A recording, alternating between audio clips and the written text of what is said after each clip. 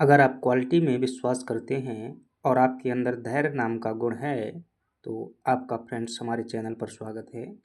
MPPSC prelims 2026 को ध्यान में रखते हुए हम कर रहे हैं एमपीपीएससी के सिलेबस को टारगेट और जो है दिन प्रतिदिन इसे अपने प्रयास में लगातार आगे बढ़ रहे हैं। आपने पिछली क्लासों में हमें देखा होगा कि हमने जो है एमपीपीएससी प्रीलिम्स के अंतर्गत जो यूनिट 10 का सिलेबस था उसको क्या किया है, कंप्लीट किया है। लगभग ज़्यादा से ज़्यादा उसमें 15 क्लासें हुई होंगी और 15 क्लासों के अंतर्गत जैसा कि मैंने कहा था आपको सिलेक्टेड कंटेंट शॉर्ट नोट के रूप में मिलेगा और वह जो है अपनी बात पूरी कर चुके हैं। अगर आपने ध्यानपूर्वक पिछली क्लासों को देखा हुआ है तो आप एमपीपीएससी के पिछले सालों के पेपर सॉल्व कीजिएगा तो निश्चित रूप से आप 80% से ऊपर का स्कोर कर पाएंगे। बशर्ते बात ये होगी कि आपको वो चीज़ें याद होनी चाहिए जो करवाई गई हैं। तो चलिए हम बात करते हैं आज से जो है अपनी क्लास से यूनिट 9 की जो है शुरुआत करते हैं और यह हमारी जो है यूनिट 9 की पहली क्लास है। फ्रेंड्स, इलेक्ट्रॉनिक्स को लेकर के जो है हम ये बात करने वाले हैं और इलेक्ट्रॉनिक की यूनिट 9 का पहला सिलेबस है। आईसीटी के अंतर्गत काफ़ी टफ है जो है माना जाता है ये, चूँकि इसके लिए जो है प्रॉपर न तो आपको बुक में भाषा समझ में आती है क्योंकि थोड़ा सा टेक्निकल सब्जेक्ट है, ये साइंस का टॉपिक है और विशेष तौर से लेकिन आपको इस समझने की आवश्यकता है। थोड़ा सा हम चीज़ों को समझेंगे, देख लेते हैं पहले कि इसमें जो है क्या क्या हम जो है इस टॉपिक के अंतर्गत क्या क्या चीज़ें पढ़ेंगे। तो हमारा पहला टॉपिक होगा कि आखिर इलेक्ट्रॉन की होती क्या है। दूसरी बात करेंगे हम इसके विकास क्रम की चर्चा करेंगे। हम जो है पदार्थ का वर्गीकरण करेंगे कि जो है और वर्गीकरण से हम पहुँचेंगे अपने इलेक्ट्रॉनिकी को जोड़ेंगे कि आखिर कौन से पदार्थ हैं जो इलेक्ट्रॉनिकी के अंतर्गत प्रयुक्त किए जाते हैं। ये आप विभिन्न प्रकार की डिवाइस देख पा रहे होंगे जैसे कि ये रेजिस्टेंस है, ये आपका ट्रांजिस्टर है, ये भी आपका एक प्रकार का ट्रांजिस्टर है, ये आपका जो है डायोड है, ये कैपेसिटर है और ये जो है विभिन्न प्रकार के एम्पलीफायर भी होगा। तो ये सभी जो उपकरण आप देख पा रहे हैं इनको बनाने में विभिन्न प्रकार के पदार्थों की आवश्यकता होती है। तो उन पदार्थ का वर्गीकरण करेंगे कि वो कौन से पदार्थ हैं जो इनको बनाने में प्रयोग में लिए जाते हैं। और ये जो आप देख पा रहे हैं ये एम्पलीफायर है और ये जो आप देख पा रहे हैं पूरा का पूरा एक जो है सर्किट बोर्ड है, मदरबोर्ड जिसे आप कह देते हैं कंप्यूटर का। तो ये चीज़ें कैसे बनती हैं, इन सभी को जो है एक कंप्यूटर को बनाने के लिए जो जो चीज़ों की रिक्वायरमेंट होती है वो सब जो है यहाँ पर जो है इलेक्ट्रॉनिकी के अंतर्गत सीखना है। हम जो है बैंड सिद्धांत की बात करेंगे, चूँकि जिस प्रकार से बैंड सिद्धांत बनता है अभी प्रश्न तो नहीं से पूछा गया है लेकिन अर्धचालक के अंतर्गत जो है सेमीकंडक्टर के अंतर्गत बैंड सिद्धांत या ऊर्जा स्तर हम पढ़ेंगे। और धैर्य बनाए रखिएगा, निश्चित रूप से आपको जो हर बात समझ में आएगी क्योंकि मैंने विभिन्न प्रकार के ग्राफिक और डायग्राम के माध्यम से इस प्रकार से चीज़ों को डिजाइन किया हुआ है और इसमें किताबी भाषा की तुलना में मैं आपको समझाने पर बल दूंगा, आप जो है चीज़ों को समझ पाएंगे, मेरी गारंटी है। हम बात करेंगे इसमें सेमीकंडक्टर की और फिर जो है हम बात करेंगे इसमें विभिन्न प्रकार के इलेक्ट्रॉनिक उपकरण हैं जिनसे सीधा सा सवाल जो आ जाता है तो उनकी भी बात करेंगे। साथ ही साथ मैं हिंट दूंगा कि आपसे कहाँ से परीक्षा में प्रश्न पूछे जाने की संभावना है और कहाँ कहाँ से प्रश्न जो है पूछे गए हैं। चलिए देखते हैं, अगर ज़रूरत पड़ेगी तो हम इसे दो हिस्सों में भी बांट करके पढ़ेंगे क्योंकि जो इलेक्ट्रॉनिक उपकरण वाला टॉपिक है इसमें एक टॉपिक है डायोड और डायोड से जो है पिछली बार हमारा क्या आया हुआ था, प्रश्न आया हुआ था, शॉटकी डायोड को लेकर के आया हुआ था। और ये डायोड जो है लगभग 12 प्रकार के डायोड होते हैं। तो थोड़ा सा जल्दी ना हो जाए, अगर यहाँ पर चीज़ें हमें समझाने में समय लग जाता है तो हम दो पार्ट में इस क्लास को करेंगे। चलिए देखते हैं और आप अंत तक क्लास को देखेंगे, निश्चित रूप से आप जो है क्लास देखने के बाद में अपने आप को एक कॉन्फिडेंशियल महसूस करेंगे और आपको यह जो है एहसास होगा आपने कहीं भी पढ़ा हो लेकिन यहाँ पर जो है आपको व्यवहारिक रूप से चीज़ें सीखने को मिलेंगी। चलिए बात करते हैं। हमारे पास में इसके पहले थोड़ा सा जो है ये जानने से हर चीज़ को जो है ग्राफिक फॉर्मेट में समझाने के लिए मैंने डिज़ाइन किया हुआ प्रॉपर ग्राफिक आपको दी हुई है। शब्द को जो है ग्राफिक में मैं स्पष्ट करने के बाद ही जो है आगे बढ़ूँगा। और ये है कि अगर आप जो है इस टॉपिक को देने के बाद में अगर आपको क्या मिल जाए, क्वेश्चन मिल जाए कि भाई प्रश्न कैसे आते हैं, तब जो है क्लियरिटी और ज़्यादा बढ़ जाती है। और हम क्या करते हैं लगभग हर शब्द से प्रश्न बनाने का प्रयास करते हैं ताकि उस शब्द के महत्व को परीक्षा के उपयोगी बनाया जाए, परीक्षा में जो है सीरियस बनाया जाए विद्यार्थी को। तो ऐसे भी बात करते हैं और इन सब कार्यों को करने में जो है एक रियल परीक्षा का अनुभव को शामिल किया जाता है। याद रखिएगा, मेरे पास में एमपीपीएससी को ये एग्ज़ाम देने का सभी स्तर के जितने भी एमपीपीएससी के स्तर होते हैं उसमें सभी स्तर का जो है अपने पास में पर्याप्त अनुभव है। तो उस अनुभव को भी जो है इन शब्दों में समावेश किया गया है और निश्चित रूप से आपको इसका परीक्षा में देखने का लाभ मिलेगा, याद रखिएगा। चलिए अब समझते हैं इलेक्ट्रॉनिक्स को लेकर। तो इलेक्ट्रॉनिक्स का संबंध जो है सीधा सा ध्यान रखिएगा विद्युत से है। विद्युत से है, जिसे आप करंट कहते हैं, लेकिन यह करंट जो है बहुत बड़ी शब्दावली है और ये करंट जो है आजकल दुनिया में हर जगह यूज किया जा रहा है। और चूँकि आप अगर देखेंगे तो इलेक्ट्रॉनिक वाला सिलेबस हमारे अंतर्गत आईसीटी के अंतर्गत दिया गया है। किसके अंतर्गत? Information communication and technology. Syllabus को ज़रूर देखिएगा एक बार। यूनिट 9 का जब सिलेबस आप देखेंगे एमपीपीएससी का या फिर जो है आप अभी भी देख सकते हैं, बगल में सिलेबस रखिया करिएगा, ना जाने कौन सी बात कब बताई जाए। तो जो आईसीटी का सिलेबस है, तो हमें जो यहाँ पर इलेक्ट्रॉन की पढ़नी है वो आईसीटी के संदर्भ में पढ़नी है। ध्यान रखिएगा, यहाँ पर मैं किरचॉफ का नियम नहीं पढ़ाऊँगा, यहाँ पर कूलाम का नियम नहीं पढ़ाऊँगा। फिजिक्स में विद्युत है वो वाला नहीं पढ़ेंगे हम। क्यों? क्योंकि हमें जो है कंप्यूटर के संदर्भ में पढ़ना है फ्रेंड्स। किसके संदर्भ में पढ़ना है? कंप्यूटर के संदर्भ में जो है इलेक्ट्रॉनिक्स को पढ़ना है। मतलब क्या है कि कंप्यूटर में जो है किस प्रकार से करंट फ्लो होता है, उसमें जो आपने कभी कल्पना की होगी कि आप जो है मोबाइल में एक बटन दबाते हैं और आपका जो है पीछे यहाँ पर टार्च जल जाता है, या फिर यूँ कहिएगा कि विभिन्न प्रकार की जो उसमें आपने जो है पहला ही ये चीज़ देखा हुआ है। ये जैसे देखिएगा यहाँ पर इस परिपथ में आप जो है सोचेंगे यहाँ पर कि मुझे यहाँ पर जो है उदाहरण के लिए मान लीजिए पता नहीं भाई ये क्या है, एक एलईडी लगी हुई है, तो इसमें जो है क्या है करंट देने की आवश्यकता है, यहाँ पर करंट पहुँचाना है। और इसमें हम बड़े बड़े सर्किट तो नहीं लगा सकते ना कि इसमें जो वायर का प्रयोग कर ले, यहाँ सीधे वायर यहाँ पर कनेक्ट कर दें। तो यहाँ पर जो है विभिन्न प्रकार की जो बहुत बारीकी से वायर लगाए गए हैं। अब सभी जगह पर जो है आप यहाँ पर क्लिक करते हैं, इस बटन पर क्लिक करते हैं, तो यहाँ पर जो है करंट की आवश्यकता थी, तो प्रॉपर वहीं पर करंट जो है जाता है। क्या आपने ये कभी नहीं अनुभव किया कि पीछे को करंट क्यों नहीं आता, इधर को क्यों नहीं जाता, इधर क्यों नहीं जाता? तो इनके लिए विभिन्न प्रकार के इलेक्ट्रॉनिक डिवाइस लगाए जाते हैं जो विद्युत की दिशा को तय करते हैं। आखिर करंट कैसे उत्पन्न होता है और कैसे इसमें फ्लो होता है, यही चीज़ें पढ़नी है। मेमोरी में करंट क्या होता है, तो ये सब जो है चीज़ें हमें क्या करना है, पढ़ना पड़ेगी। और इसी संदर्भ में जो है इलेक्ट्रॉनिक्स पढ़नी है। तो ज़्यादा आपको गहराई में नहीं जाना है, हमें जो है अर्धचालक खास तौर से जो सेमीकंडक्टर होता है, सेमीकंडक्टर पदार्थ का जब बांटेंगे तो अभी वहाँ पर समझ में आएगा। तो अर्धचालक के संदर्भ में जो है इलेक्ट्रॉन की पढ़नी है, फिजिक्स वाली नहीं पढ़नी है। ठीक है, चलिए देखते हैं चीज़ें समझ में आएंगी। शुरुआत में ना समझ में आए कोई दिक्कत नहीं, पूरी क्लास देखेंगे आप और इसके बाद में अनुभव करेंगे, एक बार रिवीजन करेंगे, बन जाएगा, गारंटी है। अगर नहीं समझ में आएगा तो यकीन मानिए कि जो है फिर जो है इतने से जो है क्लियर तरीके से मैं नहीं पढ़ा पाऊँगा, इतने मतलब कि इससे ज़्यादा नहीं पढ़ा सकता। चलिए अब देखिएगा आपके सामने जो है इलेक्ट्रॉन की क्या है। तो भौतिक विज्ञान की यानी कि फिजिक्स की वह शाखा जिसमें आवेश वाहकों की गति को नियंत्रित कर कई प्रकार के उपकरण जैसे डायोड, ट्रायोड बनाए जाते हैं। तो इलेक्ट्रॉन की क्या है, मुख्यतः अगर बात की जाए कि जो आवेश वाहक होते हैं इनकी गति को नियंत्रित कर जो है कई प्रकार की चीज़ें बनाई जाती हैं, वही क्या है, इलेक्ट्रॉन की है। नहीं समझे तो आवेश वाहक क्या होते हैं, आपने जीवन में दिन भर में कई बार ये शब्द प्रयोग करते होंगे कि मोबाइल चार्ज नहीं है, क्या चार्ज नहीं है, क्या चार्ज शब्द का प्रयोग करते होंगे। तो आवेश को ही इंग्लिश में क्या कहा जाता है, चार्ज कहा जाता है। और आवेश जो है आप जानते हैं कि एक जो क्या होता है पॉजिटिव आवेश होता है और एक क्या होता है नेगेटिव चार्ज होता है या आवेश होता है। तो धनात्मक और ऋणात्मक आवेश होता है, पॉजिटिव और नेगेटिव चार्ज होता है।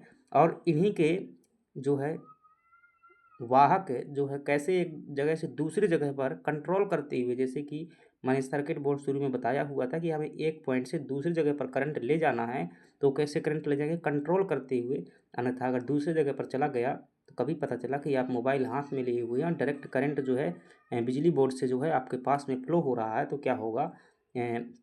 लेकिन ऐसा नहीं होता है ना कि आपके चार्ज में देखेंगे तो मोबाइल का जो चार्जर होता है उसमें करंट जो है डायरेक्ट से आता है, और जो यहाँ पर है आपके पास में डीसी करंट आता होता है मोबाइल के अंतर्गत, तो वहाँ पर अल्टरनेट करंट होता है, तो वो आपके हाथ में नहीं लगता है। तो चीज़ें जो है वो कंट्रोल की होती हैं कि मतलब कैसे कौन सी धारा कहाँ पर प्रवाहित करनी है, तो यही क्या कहलाती है, आपकी इलेक्ट्रॉन की कहलाती है। ठीक है, तो यहाँ पर जो है आवेश अगर आपको समझ में नहीं आ रहा है तो यहाँ पर जो है चीज़ें देख पा रहे हैं, एक शब्द यहाँ पर ये होल देख पा रहे होंगे और एक यहाँ पर इलेक्ट्रॉन देख पा रहे होंगे। ये पूरा डायग्राम नहीं समझना है, ये अगर थोड़ा सा मैं जूम करता हूँ ताकि चीज़ें जो है आपकी स्पष्ट हो जाएं। आवेश कैसे किसी भी चीज़ में उत्पन्न हो जाता है, ये आप जो रेड कलर से पॉइंट देख पा रहे हैं ये क्या है, आपके इलेक्ट्रॉन हैं। क्या हैं, ये आपके जो है इलेक्ट्रॉन हैं। और जो ये खाली जगह देख पा रहे हैं ये क्या कहलाते हैं, होल कहलाते हैं।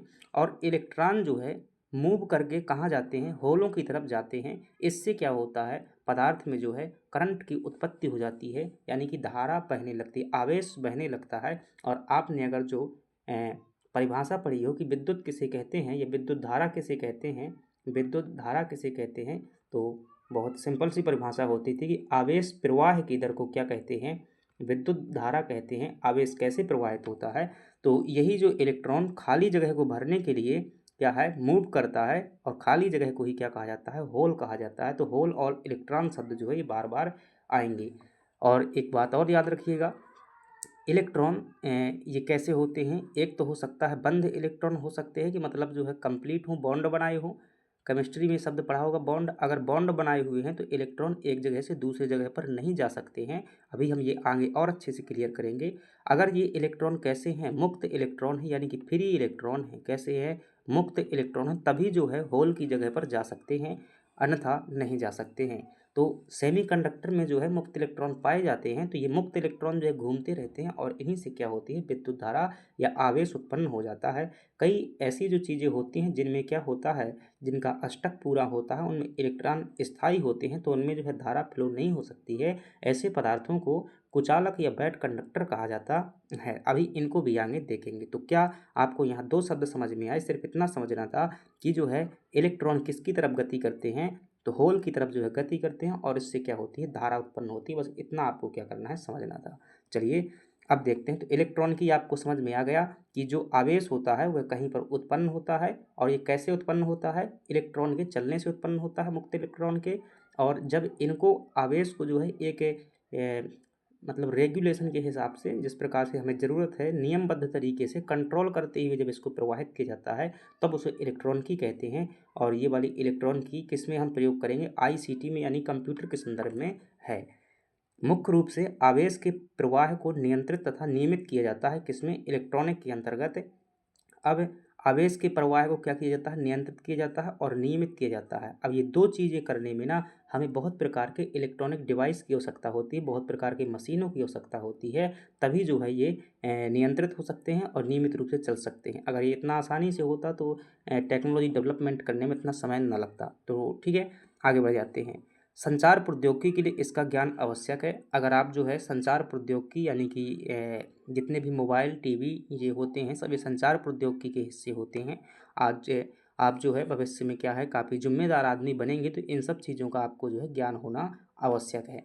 चलिए आगे बात करते हैं।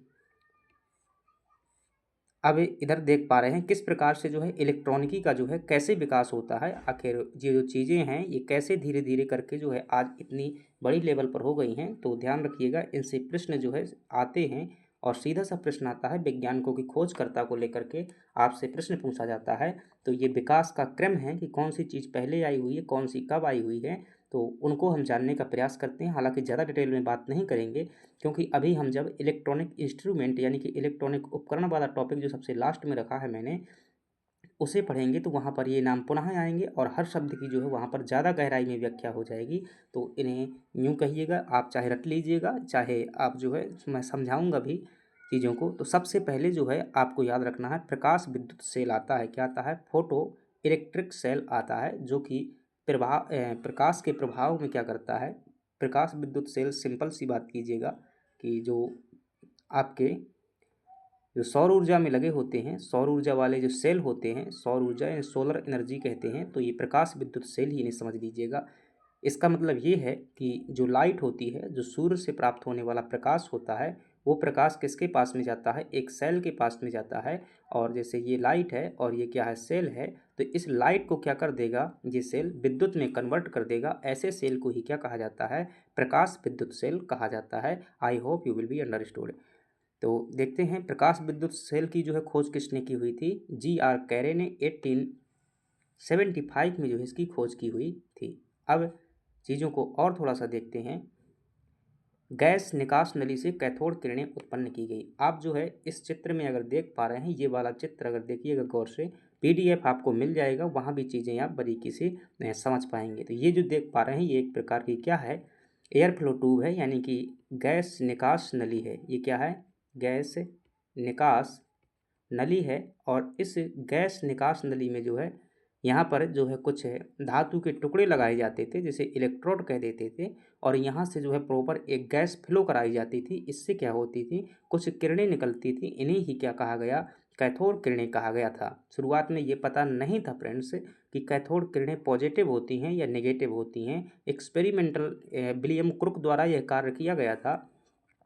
तो विलियम क्रुक ने जो है क्या किया हुआ था, 1832 से लगाकर 19 मतलब काफ़ी इनका लाइफ टाइम ही लिखा हुआ है।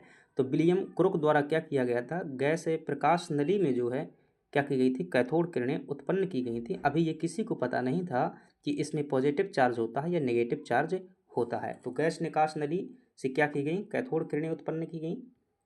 इसके बाद में क्या होता है कि 1895 में मोस्ट इम्पोर्टेंट है, यहाँ ना पूछ कर कई जगह ये प्रश्न आता है, पूछा जा चुका है कि एक्स किरणों की खोज जो है किसके द्वारा की गई थी। तो एक्स किरणों की खोज जो है रोंटजन द्वारा की गई थी, रोंटजेन द्वारा की गई थी 1895 में। रटना है आपको किसी भी हालत में। और ये एक्स किरणें वही हैं जो कि आप अस्पताल में जब एक्सरे करवाते हैं तो एक्सरे में प्रयोग की जाने वाली होती हैं। तो उपयोग कई बार हम लिख देते हैं कि चिकित्सा में जो है एक्स किरणों का उपयोग किया जाता है। जब आप जो है एक्सरे कराने के लिए लेटते हैं या खड़े रहते हैं तो उनसे जो है आपके शरीर में एक लाइट डाली जाती है, प्रकाश जो आता है, और वही प्रकाश जो होता है आपका जो है शरीर के अंदर का डायग्राम जो है एक पेपर में क्या कर देता है, बना देता है। तो यही क्या होती हैं, एक्स किरणें होती हैं। आगे देखते हैं। थॉमसन ने जो है कैथोड किरणों में ऋण बेस की खोज की थी। ये जो है बाद में जो है आप ये थॉमसन को जानते हैं, जे थॉमसन नाम है इनका, सर जे थॉमसन। इन्होंने ही क्या की हुई थी, इलेक्ट्रॉन की खोज की हुई थी। और इलेक्ट्रॉन में जो है बताया हुआ था कि नेगेटिव चार्ज है। और फिर बाद में इन्होंने बताया कि जो कैथोड किरणें भी होती हैं ये परमाणु में ही पाई जाती हैं, और ये भी क्या होती हैं, नेगेटिव प्रकृति की होती हैं, यानी कि ऋणात्मक चार्ज वाली होती हैं। तो दो किरणें होती हैं, एक जो है एनोड किरणें होती हैं और एक क्या होती हैं, कैथोड किरणें होती हैं। जहाँ कैथोड किरणें नेगेटिव होती हैं और एनोड किरणें जो है पॉजिटिव चार्ज वाली होती हैं। तो किसने बताया था पहली बार कि कैथोड किरणों में ऋण आवेश होता है, थॉमसन ने बताया था। और कैथोड किरणों को जो है पहली बार उत्पन्न करने का श्रेय जो है विलियम क्रुक को दिया जाता है। किसको दिया जाता है, विलियम क्रुक को दिया जाता है, जिन्होंने गैस निकास नली में धातु इलेक्ट्रोड का प्रयोग करके जो है इनमें वाष्प प्रवाहित की थी, तो कैथोड किरणें उत्पन्न हुई थी। आगे बढ़ते हैं। 1904 में मोस्ट इम्पोर्टेंट है, 1904 में वैक्यूम ट्यूब का जो है, जिसे निर्वात नली भी हिंदी में कहा जाता है, जब कंप्यूटर शुरुआत में, जब इतने बड़े कंप्यूटर नहीं भाई, एक कमरे के आकार का कंप्यूटर होता था, कितना, एक कमरे के बराबर जो है एक कंप्यूटर होता था। जब आईसी चिप का आविष्कार और ट्रांजिस्टर का आविष्कार नहीं हुआ था तो वहाँ पर सबसे पहले वैक्यूम ट्यूब का ही प्रयोग किया गया था डाटा प्रोसेस करने के लिए, और मेमोरी के रूप में भी वैक्यूम ट्यूब का ही प्रयोग किया जाता था। तो जो प्रथम पीढ़ी के कंप्यूटर थे उसमें ये प्रयोग किया जाएगा। तो कई बार ये प्रश्न पूछा गया है कि जो प्रथम पीढ़ी के कंप्यूटर थे उसमें किसका प्रयोग किया जाता था डिवाइस के रूप में, तो मुख्य डिवाइस वैक्यूम ट्यूब थी, और वैक्यूम ट्यूब को ही निर्वात नली कहा जाता है। तो क्या कहा जाता है, इसी को निर्वात नली कहा जाता है, यानी कि एक ऐसा निर्वात जो होता है, एक ऐसा माध्यम होता है जहाँ पर ना तो कोई ठोस होता है, न द्रव होता है, न गैस होता है, वह निर्वात होता है, मतलब वहाँ पर कोई माध्यम नहीं होता है। तो ये ऐसी जगह होती है निर्वात। और निर्वात में जो है तो निर्वात आप समझ गए कि निर्वात जो है ऐसी जगह है जहाँ पर कुछ भी नहीं होता है।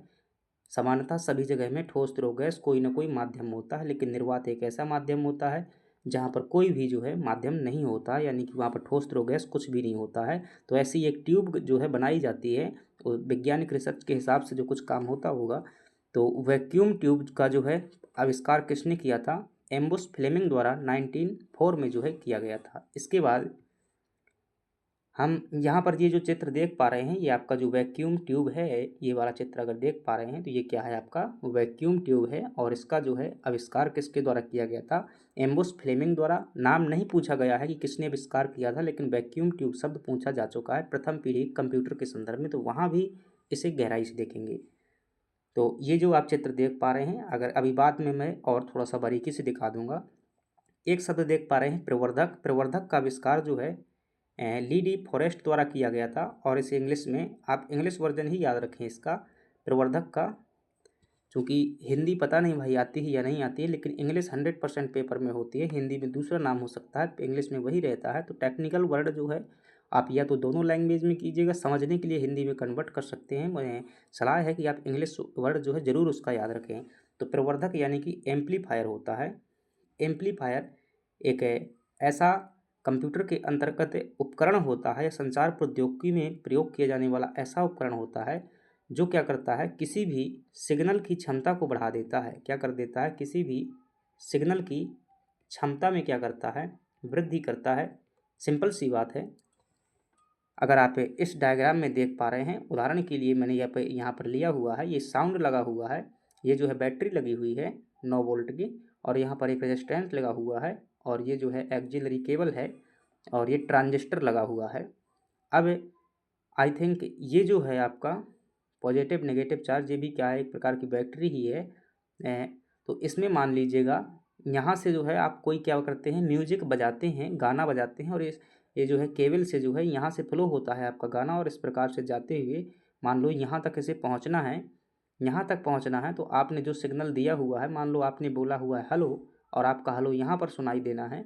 तो ये जैसे सिग्नल है आपका, यहाँ से आपका जो हेलो चलता है, लेकिन इसकी क्षमता ज़्यादा नहीं है, यहीं तक पहुँच सकता है। तो ऐसी स्थिति में बीच में क्या करेंगे, एक जो है एम्पलीफायर लगा देंगे। फलस्वरूप क्या होगा, ये क्षमता को जो है क्या कर देगा, बढ़ा देगा। तो यही जो है एम्पलीफायर होता है, जो है सिग्नल की क्षमता बढ़ जाती है। और इसका आविष्कार किसने किया था, ली डी फॉरेस्ट द्वारा किया गया था। अभी एक शब्द जो है रिपीटर आएगा आगे करके, तो वहाँ भी चीज़ों को देखेंगे, तो हर चीज़ को जो है समझते हुए चलेंगे। अब जो है आगे चल करके मोड़ आता है एक, यहाँ पर बड़ा मोड़ की डायोड का आविष्कार हो जाता है। किसका, 1940 में ब्रेटन, बार्डिन, साकले, ये 3 नाम हैं। ध्यान रखिएगा, इनका पूरा नाम कुछ और भी है, लेकिन आपको परीक्षा में ऑप्शन यही मिलेंगे, ब्रेटन, बार्डिन, साकले। इनसे जो है आप अनुमान लगा पाएंगे। चूँकि ये मुझे इसी तरीके से याद हुए थे, तो मैंने इसी प्रकार से जो है इनके शॉर्ट नेम ही लिखे हुए हैं, ऑप्शन में यही आते हैं। तो इन्होंने क्या किया था, डायोड का आविष्कार किया था।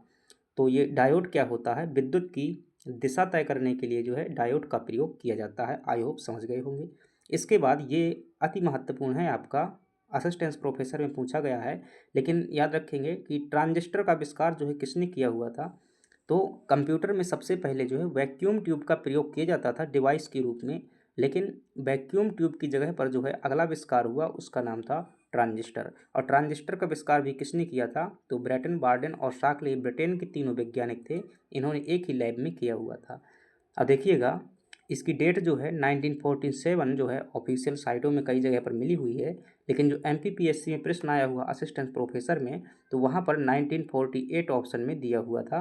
तो आप ऐसा कर भी सकते हैं कि 1947-48 में क्या किया था, ट्रांजिस्टर का आविष्कार हुआ था। और ट्रांजिस्टर जो ये वाला आप देख पा रहे हैं, ये वाला पार्ट देख पा रहे हैं, जिसके जो है 3 क्या हैं, शाखाएँ हैं। इसमें जो है हर एक का अपना अलग अलग मतलब होता है। जैसे ये कंडक्टर है, ये जो है बेस है, और ये क्या है, एमीटर है।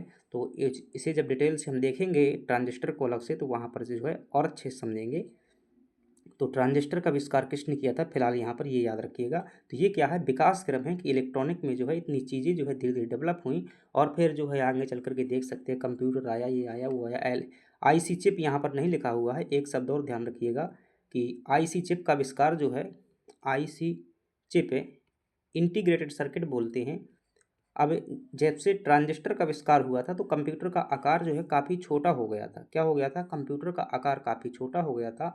और IC चिप का जब आविष्कार हुआ, तो ये पूरा का पूरा क्या था, एक प्रकार का पूरा परिपथ था। इसमें सभी चीज़ें इन्वर्ट की जा सकती थी। इंटीग्रेटेड सर्किट बोलते हैं इसको, इंटीग्रेटेड सर्किट चिप बोलते हैं। और इसका आविष्कार 1956 में जैक किल्बी द्वारा किया गया था। तो ये आप शब्द यहाँ पर लिखा नहीं हुआ है, अभी नोट कर लीजिएगा, बाद में से इनबिल्ट कर लेना जब नोट्स बनाना।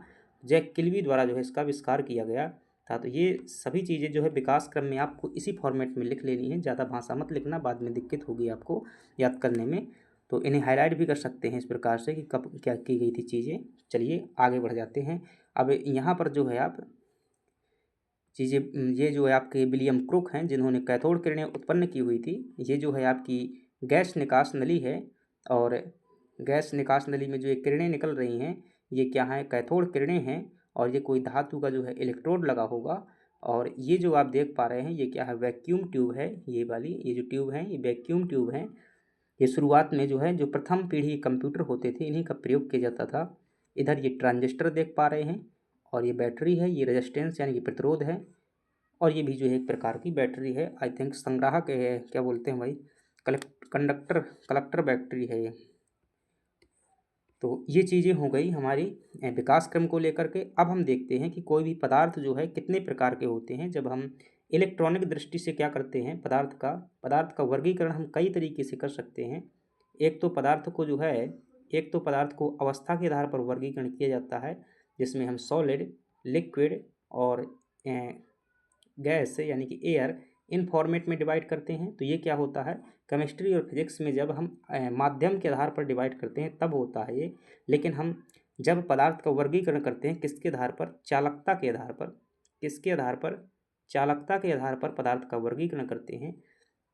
अब चालकता का मतलब क्या होता है, चालकता का मतलब क्या होता है, जो चल सकता है, जिसमें चला जा सकता है, क्या चल सकता है, जिसमें करंट चल सकता है वैसी क्या है, चालकता है। तो चालकता का मतलब क्या होता है कि जैसे ये मान लीजिएगा, ये मैंने जो है एक तांबे का तार लिया हुआ है, तांबे का तार है, और इसमें जो है मैं इस कलर से क्या कर रहा हूँ, करंट जो है फ्लो करा रहा हूँ। तो ये जो है इसमें करंट क्या हो रहा है, फ्लो हो रहा है, मान लीजिएगा इस प्रकार से। तो यही क्या होती है, चालकता होती है। कि चालकता क्या है, विद्युत के प्रवाह की एक प्रकार की दर होती है, या यूँ कहिएगा प्रतिरोध के व्युत्क्रम को ही चालकता कहा जाता है। थोड़ी सी साइंटिफिक लैंग्वेज है, समझाने के लिए जो शब्द प्रयोग मिला रहा हूँ कि किसी धातु से अगर विद्युत क्या हो रहा है, चल पा रहा है, तो उसी को क्या कहते हैं, चालकता कहते हैं। और जब ये दर जो है एक निश्चित समय पर निश्चित मात्रा में चलने लगती है तो साइंटिफिक लैंग्वेज हो जाती है और चालकता शब्द हो जाता है। चालकता का मात्रक जो है सीमेन होता है, और ये आपसे पूछा जाता है कई बार, तो सीमेन ध्यान रखिएगा। और जब परीक्षा में आपकी परिभाषा आएगी तो ध्यान रखिएगा, ये मेरी समझाने वाली नहीं, आपकी जो है उसमें समझने वाली जो टेक्निकल लैंग्वेज बताई हुई थी वो आएगी। कि चालकता आपसे पूछे क्या होता है, कंडक्टिविटी इंग्लिश में बोलते हैं। तो चालकता जो है प्रतिरोध की उल्टी होती है। किसकी होती है, प्रतिरोध का व्युत्क्रम जो होता है क्या होता है, चालकता होती है, चालकता होती है प्रतिरोध का व्युत्क्रम। अब कहो, अब तो और फंस गए क्योंकि प्रतिरोध शब्द का मतलब नहीं पता। तो फ्रेंड्स, प्रतिरोध का मतलब होता है विद्युत को रोकना। क्या होता है, अवरोध। प्रतिरोध को आप क्या समझेंगे, अवरोध है। जब विद्युत को चलने में अवरोध पर पैदा करने वाला जो क्या होता है, एक उपकरण होता है, उसी को क्या कहते हैं, प्रतिरोध कहते हैं। तो जब प्रतिरोध जो क्या होता है, लगा होता है जहाँ पर, तो वहाँ से विद्युत नहीं निकल पाता है। और जब प्रतिरोध का उल्टा हो जाएगा तो यानी कि विद्युत चलने लगेगी, तो उसी को क्या कहते हैं, चालकता कहते हैं। आई होप आप समझ गए होंगे। तो प्रतिरोध का व्युत्क्रम ही क्या होती है, चालकता होती है। और साधारण शब्दों में समझे तो इसका मतलब होता है विद्युत का चलना। अब तो जब इस प्रकार से बांटते हैं पदार्थ को, किसी पदार्थ में विद्युत चल सकता है या नहीं चल सकता है, तो किसके आधार पर, चालकता के आधार पर जब हम पदार्थ को बांटते हैं तो कितने प्रकार का कोई पदार्थ होता है, चालकता के आधार पर जब पदार्थ का वर्गीकरण करते हैं 3 प्रकार का होता है। एक होता है चालक पदार्थ, एक होता है अर्धचालक पदार्थ, एक होता है कुचालक पदार्थ। इसमें अगर आप देख पा रहे हैं तो लकड़ी जो है एक प्रकार की क्या है, कुचालक है। क्यों, कु का मतलब होता है बुरा, बैड कंडक्टर इंग्लिश में से बोल देते हैं, बैड कंडक्टर। और चालक को जो है कंडक्टर बोल देते हैं, और अर्धचालक को जो है सेमी कंडक्टर बोल देते हैं। तो कुचालक का मतलब क्या है, एक ऐसा पदार्थ जिसमें विद्युत नहीं चल सकता, जिसमें जो है विद्युत फ्लो नहीं होता है, उसे क्या बोलते हैं, कुचालक बोलते हैं। यहाँ पर आप लकड़ी का चित्र देख पा रहे होंगे, और लकड़ी से जो है करंट फ्लो नहीं होता है। ऐसा क्यों होता है, क्योंकि आई थिंक उसमें जो है मुक्त इलेक्ट्रॉन नहीं होंगे, इसीलिए जो है यानी कि इसमें जब मुक्त इलेक्ट्रॉन नहीं होंगे तो क्या होगा, ये स्थायी परमाणु होगा। ये क्या होगा, स्थायी परमाणु होगा, और स्थायी परमाणु में जो विद्युत नहीं चल सकता है।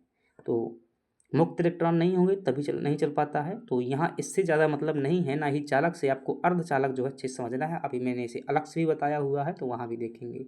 जिसमें विद्युत नहीं चल सकता कुचालक, जिसमें विद्युत धड़ाधड़ चल सकता है उसे क्या कहते हैं, चालक कहते हैं। यहाँ पर बिजली का तार देख पा रहे होंगे, ये कोएक्सियल केबल है। तो केबल कंप्यूटर में कई प्रकार की होती हैं, तो उसमें देखेंगे जब इंटरनेट पढ़ेंगे तो वहाँ पर ये चीज़ें पुनः आएगी ये वाली। तो ये कोएक्सियल केबल है और इसमें देख पा रहे हैं धारा फ्लो हो रही है, तो ये क्या है, चालक कहलाएगी। और जिस पदार्थ में धारा फ्लो तो होती है लेकिन कुचालक से ज़्यादा होती है और चालक से कम होती है, यानी कि धारा का प्रवाह मध्यम स्तर का होता है, उसे क्या कहते हैं, अर्धचालक कहते हैं, यानी कि आधा चालक। आधा चालक, चालक तो लेकिन कैसा, आधा चालक।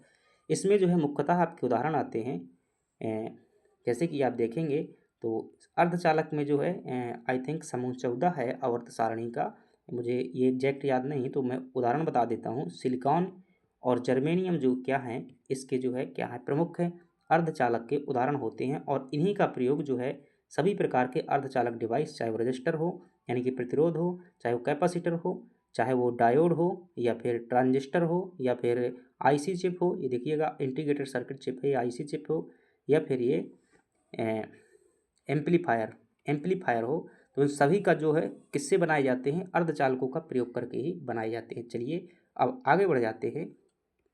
और कोई भी आपका जो फ्रेंड्स प्रश्न रह जाता है तो आप या तो अपने प्रश्न को क्लियर करने के लिए कमेंट बॉक्स में प्रश्न देंगे हमें, या फिर जो है आप टेलीग्राम में हमें बताएंगे कि ये चीज़ जो है समझ में नहीं आई हुई है, तो एक पार्ट इसका जब अगला करेंगे तो वहाँ पर चीज़ें जो है क्लियरिटी से क्लियर हो जाएंगी। अब देखेंगे ठोसों में ऊर्जा स्तर या बैंड सिद्धांत। चूँकि जो हमारा सेमीकंडक्टर नाम का जो पदार्थ होता था, अभी जो सेमीकंडक्टर था अर्धचालक, वो अर्धचालक क्या है, एक प्रकार का ठोस होता है। तो उसमें हमें ये देखना होगा कि ऊर्जा स्तर किस प्रकार के होते हैं। इससे आपको क्या समझ में आएगा कि इलेक्ट्रॉन किस प्रकार से जो है एक जगह से दूसरी जगह चला जाता है और विद्युत का प्रवाह हो जाता है। तो जब किसी विशेष स्तर में परिक्रमित इलेक्ट्रॉन परस्पर अन्य स्तर के इलेक्ट्रॉन के साथ क्रिया करते हैं तो ऊर्जा का एक समूह या पट्टी निर्मित कर देते हैं। इसे ही क्या कहा जाता है, बैंड सिद्धांत, या इसे ही बैंड कहा जाता है, या ऊर्जा का स्तर कहा जाता है। सिंपल भाषा में समझिएगा कि मान लीजिएगा कुछ इलेक्ट्रॉन यहाँ पर हैं और कुछ इलेक्ट्रॉन यहाँ पर हैं, तो ये क्या कर रहे हैं, घुल मिल करके जो है आगे पीछे हो करके क्या करते हैं, एक ऊर्जा का जो है स्तर निर्माण कर देते हैं, ऊर्जा का एक समूह या पट्टी निर्मित कर देते हैं। इसी को क्या कहते हैं, ऊर्जा स्तर कहा जाता है। किसी भी ठोस में दो प्रकार के बैंड होते हैं। कितने होते हैं, दो प्रकार के बैंड होते हैं। एक होता है चालन बैंड और एक होता है संयोजी बैंड। अब यहाँ से देखिएगा, अभी तक प्रश्न तो नहीं आया हुआ है, लेकिन इलेक्ट्रॉनिकी के अंतर्गत जो है एनसीईआरटी में चीज़ें दी हुई हैं तो आपको पढ़नी पड़ेंगी, क्योंकि एनसीईआरटी से जो है प्रश्न बनते हैं। तो चालन बैंड और संयोजी बैंड दो प्रकार के बैंड होते हैं किसी भी ठोस में, चाहे वो कोई भी ठोस हो। तो हम देखते हैं ठोस जो है, अभी हमने देखे हुए पदार्थ कितने प्रकार के हैं, 3 प्रकार के। तो हम चालक में भी देख लेंगे किस प्रकार से जो है ऊर्जा बैंड बनते हैं, और कुचालक में भी देख लेंगे किस प्रकार से ऊर्जा बैंड बनते हैं, और अर्धचालक में भी देख लेंगे। हालांकि सबसे इम्पोर्टेंट हमारा जो कहाँ पर होगा, अर्धचालक में जो है होगा, क्योंकि सेमीकंडक्टर से ही चलती है आपकी इलेक्ट्रॉन की। अब यहाँ पर देखेंगे, ये चित्र भी बना हुआ है तो इसे समझेंगे भी। चालक में देखते हैं कि ऊर्जा बैंड कैसे बनते हैं। तो चालक में संयोजी बैंड जो है तथा चालन बैंड अति व्यापित होते हैं।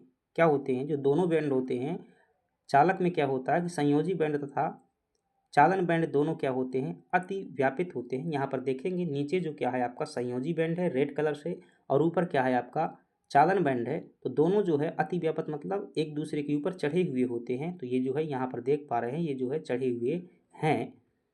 रेड कलर की पट्टी देखिएगा काली कलर की पट्टी के ऊपर है, और काली कलर की जो पट्टी है वो जो है इसमें अति व्यापित है। तो चालक में क्या होता है, संयोजी बैंड तथा चालन बैंड जो है अति व्यापित होते हैं।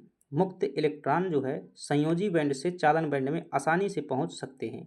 तो ये जो आप यहाँ पर रेड कलर के स्टार के रूप में दिख रहे हैं, ये क्या है, फ्री इलेक्ट्रॉन है, या ये क्या है आपके मुक्त इलेक्ट्रॉन हैं। तो ये क्या है, मुक्त इलेक्ट्रॉन है। और ये जो क्या होते हैं एक दूसरे जगह मूव करते रहते हैं, और जिससे क्या हो जाती है, चालकता जो है बढ़ जाती है, यानी कि विद्युत का प्रवाह की दर जो है बढ़ जाती है। तो यही क्या है, इतना है। अब यहाँ पर जो है प्रश्न बनने की जो संभावना है, तो चालन बैंड की स्थिति कैसी होती है, एक प्रश्न ये बन सकता है आपका कि कितने दूर होते हैं, या इनके बीच में कितना गैप होता है, या फिर चालकता इसमें क्या होती है, घटती है या बढ़ती है। मतलब कि चालक पदार्थों में चालकता क्यों बढ़ जाती है, मतलब घटती क्यों नहीं है, तो इसका कारण भी आपसे पूछा जा सकता है। क्योंकि मुक्त इलेक्ट्रॉन जो है संयोजी बैंड से किस में चले जाते हैं, चालन बैंड में चले जाते हैं। और आप जानते हैं जब इलेक्ट्रॉनों का एक जगह से दूसरे जगह पर हस्तांतरण होता है तभी जो है करंट की जो है उत्पत्ति होती है।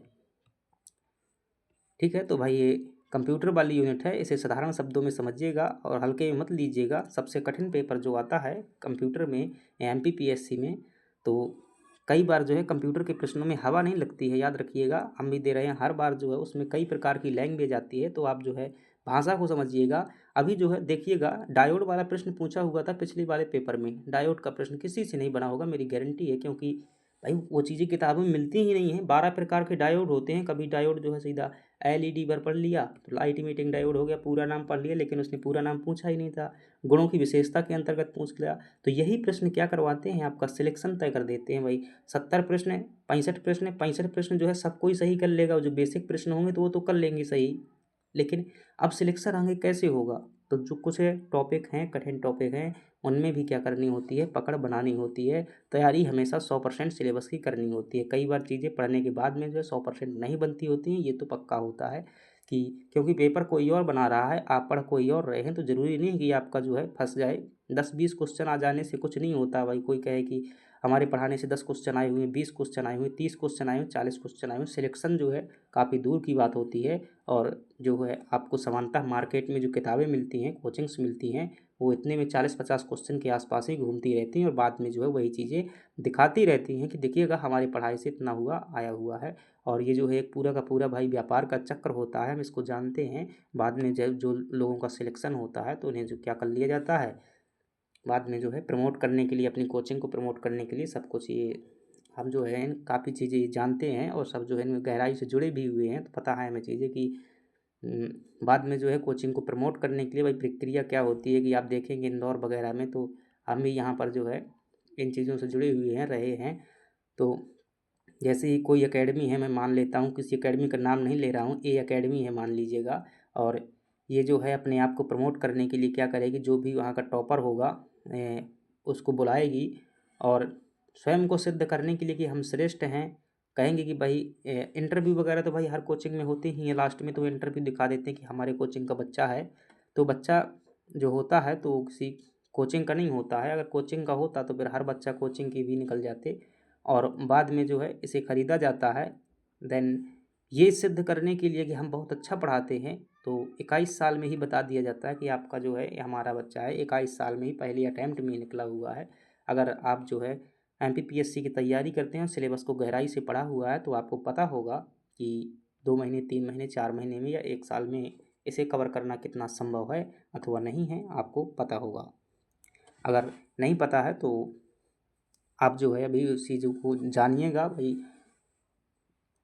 चलिए आगे बढ़ते हैं। तो हमने क्या देख लिया कि ऊर्जा बैंड देख रहे थे, और ऊर्जा बैंड जो हैं कितने हर पदार्थ में, ठोसों में हमेशा 2 प्रकार के ऊर्जा बैंड पाए जाते हैं। एक कौन सा होता है, चालन बैंड, और एक कौन सा होता है, संयोजी बैंड होता है। तो हमने ठोसों में देखा है मतलब चालक के अंतर्गत जो देखा हुआ है ऊर्जा बैंड पिछली स्लाइड में, कि जो है एक दूसरे के ऊपर क्या होते थे, अति व्यापित होते थे। और मुक्त इलेक्ट्रॉन जो है संयोजी बैंड से चालन बैंड में चले जाते थे, इसलिए चालक में जो है चालकता अधिक होती थी, उनकी चालकता बढ़ जाती थी। अब कुचालक में देखिएगा, कुचालक में क्या होगा, विद्युत प्रवाह नहीं होगा। विद्युत प्रवाह नहीं होगा मतलब कि मुक्त इलेक्ट्रॉन एक जगह से दूसरी जगह नहीं जा पाएंगे। अब क्यों नहीं जा पाएंगे, चालन बैंड था संयोजी बैंड के मध्य ऊर्जा अंतराल अधिक होता है। देख पा रहे हैं कितनी दूर दूर हैं ये, इनके बीच में देख पा रहे हैं कितना है ऊर्जा का गैप, कितना है आप देख पा रहे हैं ना। आपको पता होगा कितना ऊर्जा अंतराल होता है, 3 इलेक्ट्रॉनिक वोल्ट का जो है ऊर्जा अंतराल कितना होता है, 3 इलेक्ट्रॉनिक वोल्ट का ऊर्जा अंतराल होता है। फलस्वरूप जो यहाँ पर मुक्त इलेक्ट्रॉन होते हैं वो यहाँ पर नहीं जा पाते हैं, और इससे क्या होता है, विद्युत का फ्लो नहीं हो पाता है। तो चीज़ें समझ में आ रही हैं या नहीं आ रही, नहीं आ रही हैं फिर भी आपको शांतिपूर्वक देखना है, लास्ट तक जो है आपको सब चीज़ें समझ में आ जाएंगी, क्योंकि कई बार जो है शब्द एक शब्द दूसरे जगह से जुड़ा होता है। तो इसमें क्या होगा, विद्युत प्रवाह नहीं होगा, किसमें, कुचालक में। तो अब कोई कुचालक में जो है अभी तक आप पढ़ते रहे हो कि कुचालक में क्या होता है, विद्युत प्रभाव नहीं होता है, बैड कंडक्टर बोलते हैं इंग्लिश में कुचालक को। तो विद्युत प्रवाह नहीं होता है। अब आपको ये भी पता चल गया कि विद्युत प्रवाह क्यों नहीं होता है, क्योंकि जो ऊर्जा स्तर होते हैं इनके बीच का जो गैप होता है इलेक्ट्रॉनों के द्वारा जो बनाया जाता है वो क्या होता है, बहुत ज़्यादा होता है। ऊर्जा का अंतराल क्या होता है, एनर्जी गैप, ईजी का मतलब एनर्जी गैप कितना है, 3 इलेक्ट्रॉन। तो ये जो क्वेश्चन आपसे हो सकता है पूछ ले कि भाई कुचालक में, चूंकि कुचालक में नहीं पूछेगा क्योंकि कुचालक हमारे सिलेबस का हिस्सा नहीं है, फिर भी जो है आप इसे याद कर सकते हैं, क्योंकि भाई जो है ये भी जो है कहीं ना कहीं विद्युत के प्रवाह से संबंधित है। क्यों नहीं प्रवाहित होता है तो आप बताएंगे कि क्योंकि इसमें ऊर्जा गैप जो है ज़्यादा होता है। और कितना होता है आपको पता है, ये जो है यहाँ पर मैंने चित्र भी इस प्रकार से बनाया हुआ है कि लगभग उसमें देखा था कि पूरे के पूरे चालन बैंड और संयोजी बैंड जिसमें विद्युत धारा पूरी तरीके से प्रवाहित हो रही थी, किसमें, चालक में, पिछले वाले में, तो उसमें पूरी की पूरी अतिव्यापक थे और इलेक्ट्रॉन आसानी से जो है फ्लो हो रहे थे। अब यहाँ पर देखिएगा, मतलब ये फिक्स है, पीडीएफ के रूप में है, अन्यथा वो सिस्टम ही नहीं भाई बन रहा है। नहीं, मैं कोशिश कर रहा था कि भाई आपको 3D एनिमेशन के माध्यम से चीज़ों को ग्राफिक वे में जो है एनिमेट करके दिखाऊं तो उसमें और ज़्यादा एग्जैक्ट समझ में आता, लेकिन यकीन मानिएगा उसमें एक पॉइंट को चलाने के लिए विभिन्न प्रकार के एनिमेशन की आवश्यकता होती है और वो समय का थोड़ा सा जो है अभाव है। आप जानते हैं कि एक व्यक्ति द्वारा सिलेबस को कवर कराने में जो है काफ़ी दिक्कत होती है, क्योंकि अच्छी अच्छी कोचिंग में भी जो है इसके लिए 4-4 5-5 लोग लगे होते हैं, तभी जो है पूरा करवाया जा सकता है। तो हम एक जो है सिलेक्टेड चीज़ें जो है कर रहे हैं, तो हमारी भी जो है कुछ लिमिटेशन है, उस लिमिटेशन को आप समझिएगा।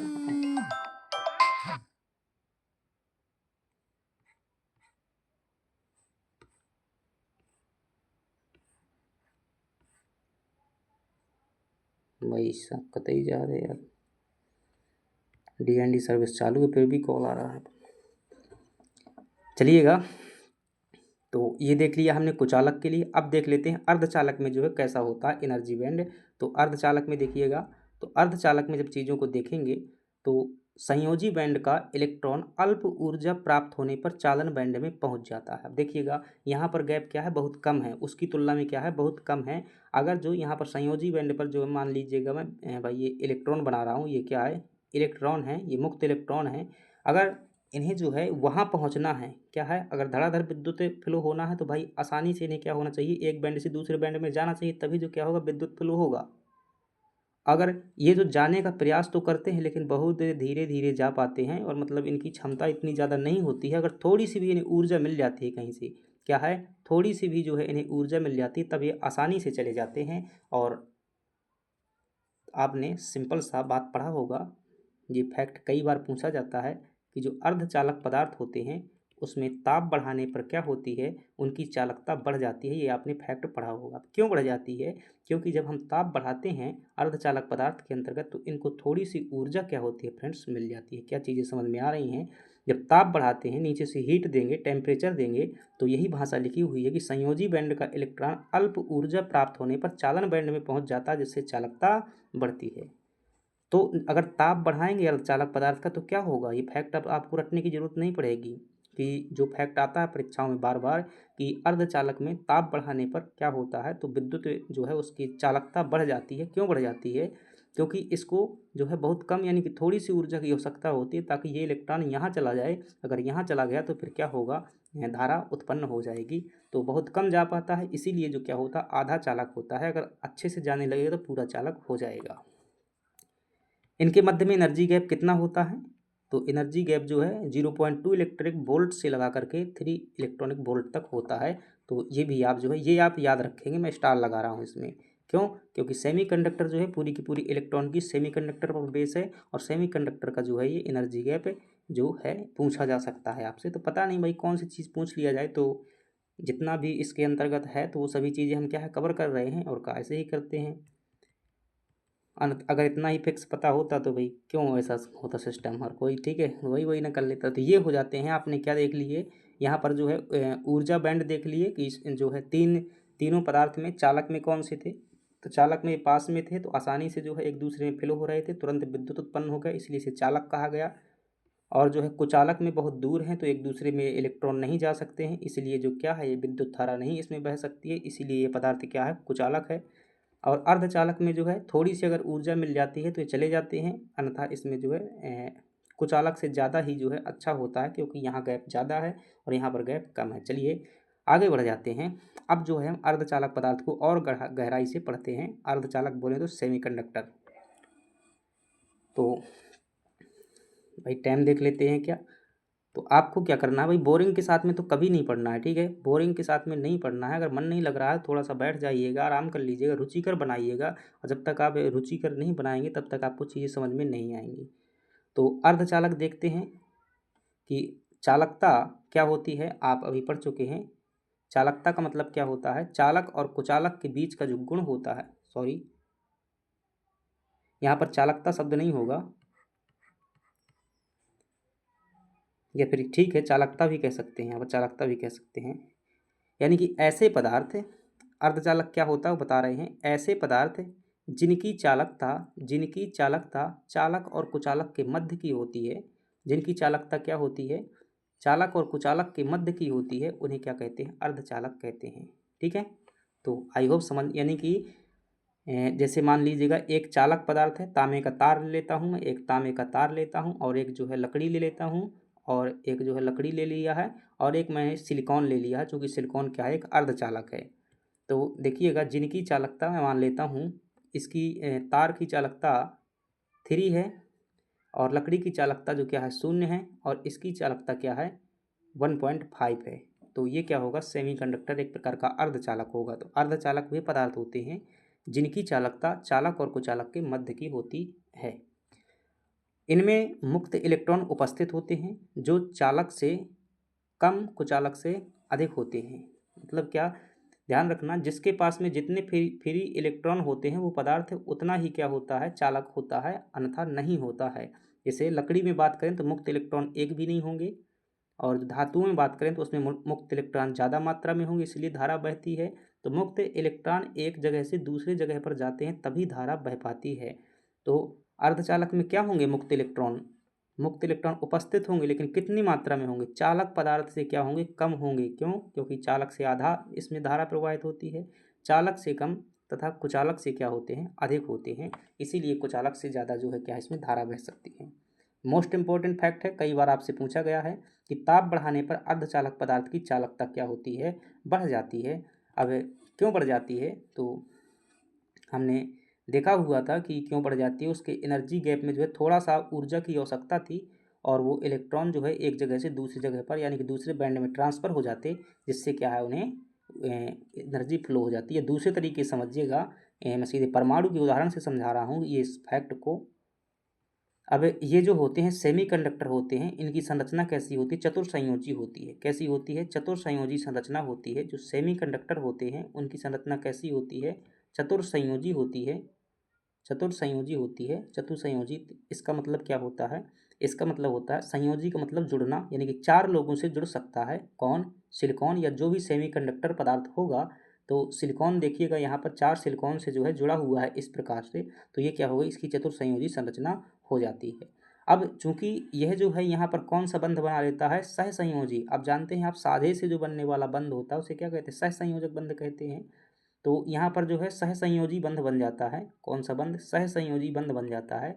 और ये जो सिलिकॉन क्या हो जाते हैं, स्थायी हो जाते हैं।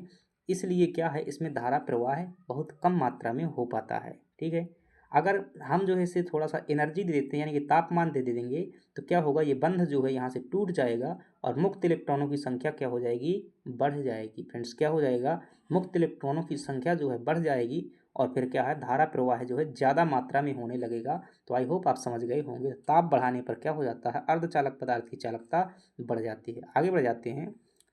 अर्धचालक पदार्थ कितने प्रकार का होता है, तो अर्धचालक पदार्थ 2 प्रकार का होता है, एक शुद्ध अर्धचालक और एक अशुद्ध अर्धचालक। ध्यान रखिएगा, मैं बेस बना रहा हूँ, अभी जो है आपको समझ में आएगा आगे कि हम क्या क्या किया हुआ है, और आप जो है बहुत आसानी से जो है चीज़ों को समझ पाएंगे।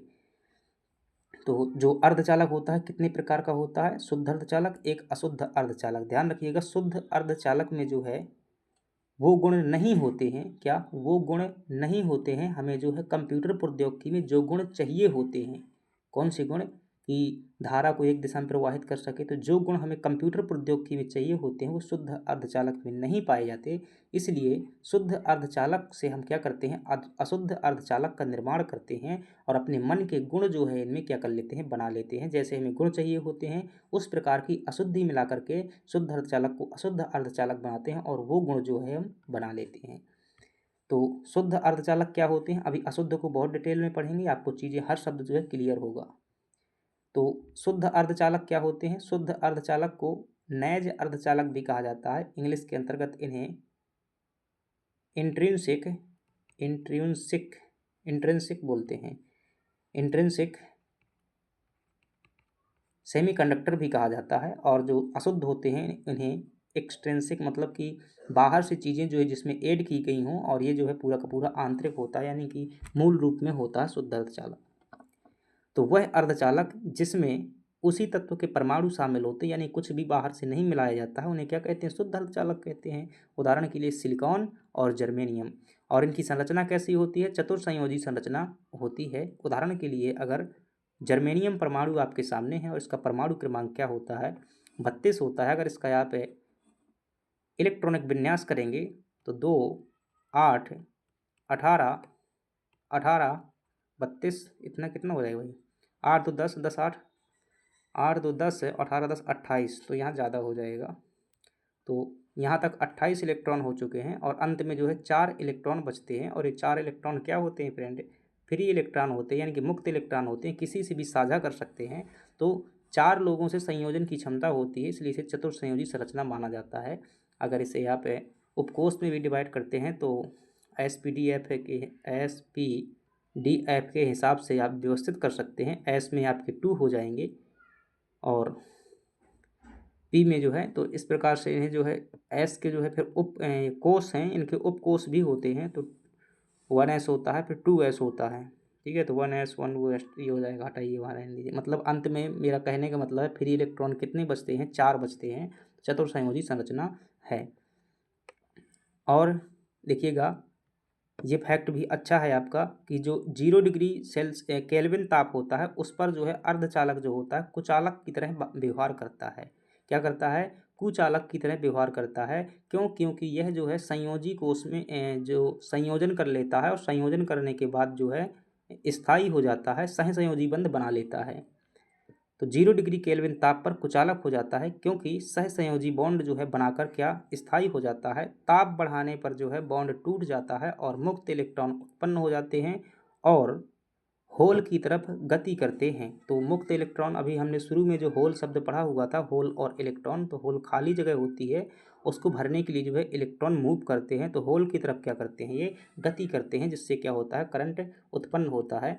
तो यहाँ पर सिलिकॉन का जो है उदाहरण आप देख सकते हैं कि चतुर्संयोजी किस प्रकार से है, 4 लोगों से संयोजन करके बैठा हुआ है। और यहाँ पर जो है कैसा बंध बनाए हुए है? यह सहसंयोजी बंध बनाए हुए है। और सहसंयोजी बंध क्या होता है आपका? एक स्थायी यौगिक होता है। जब ये बंध टूटेगा तभी जो यहाँ पर मुक्त इलेक्ट्रॉन होंगे, और इलेक्ट्रॉनों के उत्पन्न होने से जब इलेक्ट्रॉन एक जगह से दूसरे जगह मूवमेंट करेंगे तो क्या होगा? आपका धारा उत्पन्न होगी। तो ताप बढ़ाने पर जो है इसकी धारा बढ़ जाती है। तो ये चीज़ें आपको याद होंगी। चलिए आगे बढ़ जाते हैं। अब जो है आपको अशुद्ध अर्धचालक ध्यान रखना है। यहाँ से प्रश्न जो है आपसे पूछे जाते हैं कई प्रकार से। हमने पिछली वाली स्लाइड में क्या देखा कि अर्धचालक 2 प्रकार के थे, और एक शुद्ध अर्धचालक था, एक अशुद्ध अर्धचालक था। तो हमने शुद्ध अर्धचालक में कहा था कि वो गुण नहीं होते हैं, क्योंकि शुद्ध अर्धचालक जो है अपने मूल रूप में क्या होता है कि स्थायी होता है, सहसंयोजी बना करके स्थायी रहता है। और जो है अशुद्धियाँ जब इसमें मिला देते हैं तो वह जो है आसानी से जो है उसमें वो स्थायी यौगिक नहीं हो पाता है, और उसके जो है गुण जैसे हमें चाहिए होते हैं वैसे बन जाते हैं। तो जब भाषा को समझिएगा, बहुत शॉर्ट चीज़ें यहाँ पर लिखी हुई हैं, तो मैंने जानबूझकर ऐसा बनाया हुआ क्योंकि ये डायग्राम आपको याद रहेगा, परीक्षा में दिखाई देगा। प्रश्न जो है आपका यहाँ से आ जाएगा निश्चित है। ठीक है, अगर प्रश्न आएगा यहाँ से अर्धचालक से तो इसी के अंदर आएगा, ध्यान रखना, इससे बाहर नहीं जाएगा। तो ये डायग्राम आपको याद करना पड़ेगा। तो जो शुद्ध अर्धचालक होता है, जब हम शुद्ध अर्धचालक से क्या बनाते हैं? अशुद्ध अर्धचालक बनाते हैं। तो उसमें क्या कर देते हैं? अशुद्धि जो है मिलाते हैं। क्या करते हैं? अशुद्धि मिलाते हैं। अशुद्ध अर्धचालक कैसे बना? जब शुद्ध अर्धचालक में अशुद्धि मिला दी तो क्या बन गया? अशुद्ध अर्धचालक बन गया। इसी को जो है बाह्य अर्धचालक भी कहा जाता है। ठीक है, अब ये प्रश्न जो है कई बार फ्रेंड्स पूछा गया है कि जो है अशुद्धि मिलाने की प्रक्रिया को क्या कहते हैं? तो डोपिंग कहते हैं। ध्यान रखिएगा, मिश्रण नहीं बोलते हैं। क्या कहते हैं? डोपिंग कहते हैं। मैं 2 स्टार लगा रहा हूँ। अच्छा प्रश्न है ये कि जब शुद्ध अर्धचालक से अशुद्ध अर्धचालक बनाते हैं तो उसमें अशुद्धियों को मिलाया जाता है। इस प्रक्रिया को क्या कहते हैं? डोपिंग कहते हैं। अशुद्धि मिलाने की क्रिया को डोपिंग। इसके शब्द पर जो है एक MPPSC में ऑप्शन में शब्द आया हुआ था, हालांकि ये नहीं पूछा गया था। अशुद्धि निक्षेप, अशुद्धि निक्षेप शब्द भी जो आ जाता है, तो आप इतने समझदार तो हैं कि भाई ये समझ जाएंगे।